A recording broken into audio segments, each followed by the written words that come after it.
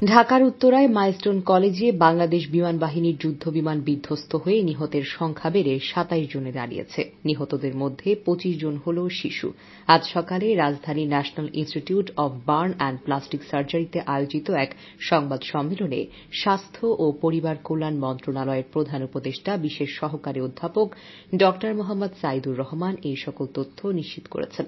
গতকাল দুপুর ১:৩০টার দিকে বাংলাদেশ বিমান বাহিনীর একটি F-7BGI যুদ্ধবিমান উত্তরায় মাইলস্টোন কলেজের একটি ভবনে বিধ্বস্ত হয়।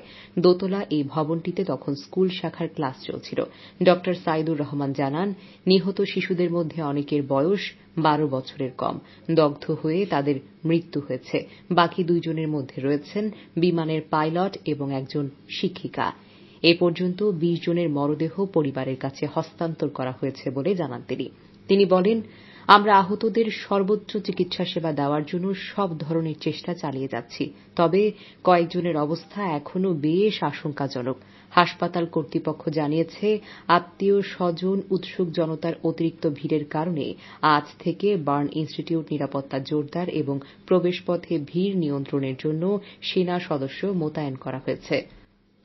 এমন আরও খবর পেতে ZTV কে সাবস্ক্রাইব করে পাশেই থাকুন।